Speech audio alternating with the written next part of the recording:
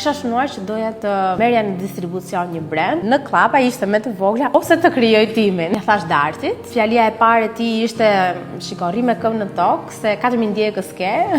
Nuk i e Kim Kardashian apo këto të tjerë. Ka qenë shumë skeptik. Çdo njeri që unë kam pasur afër kanë qenë skeptik. Por mendoj që ai skepticizmi i madh më ka bërë mirë sepse unë jam një person që i pëlqej shumë sfida. Mendoj që arsyeja pse unë kam hapur biznesin 20 vjeç ka qenë deluzioni dhe fakti që nuk kam ditur shumë nga biznesi. Në ÇKB kam regjistruar biznesin tim në 2018 dhe ka qenë biznesi si influencer. Kur kam shkuar te kam thënë jam influencer dhe dua të regjistroj biznesin, kanë thënë çfarë je ti? Këtu nuk ka opsion influencerit, çfarë të vendos?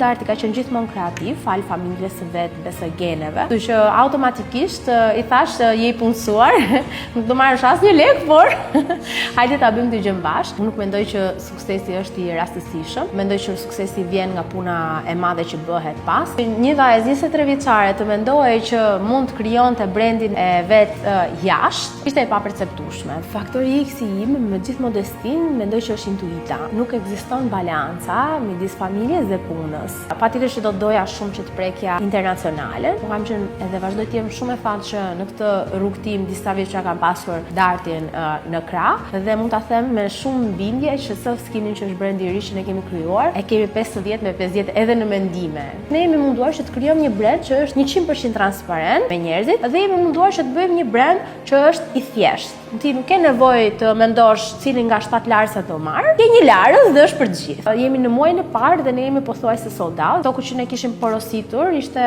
menduar për të zgjatur 6 muaj. Sara 15 vjeçare ka pasur shumë ëndra dhe donte të bënte shumë gjëra në të njëjtën kohë. E vetmja gjë që do t'i thoja është që është okay ti bësh të gjitha në të njëjtën kohë. Vështirësitë më erdhën njëra pas tjetrës. Fakti që unë atë vit nuk kam folur për vështirësitë e mia është pikërisht sepse unë nuk dua që në të gjithë të rrugtimin tim të trajtohem si viktima. Kam zgjedhur që të flas pasi i kaloj vështirësitë në mënyrë që mbase disa njerëz mund ndjehen edhe pak më të motivuar. Ato fotot në Instagram nuk janë e gjithë jeta jonë reale. Unë mundohem që fëmijët e mi t'i marr gjithmonë me vete, sepse unë dua që vërtet ata të kuptojnë që mami dhe babi tyre punojnë fort për gjërat që duan dhe asgjë nuk vjen rastësisht. Mendoj që është mësimi më i mirë që ata të bëhen njerëz të mirë. Mendoj që njerëzit e mirë realisht e dinë vlerën punës, kështu që këtë do doja që edhe Tomasi dhe Gregu të kishin aty në xhep kur të lexojnë për mamin dhe babin. Suksesi i vërtet është që ti të jesh mirë, të jesh e qetë. Nuk kam arritur akoma në një moment që të ulem dhe të them, wow, unë e kam bërë gjithë këtë gjë.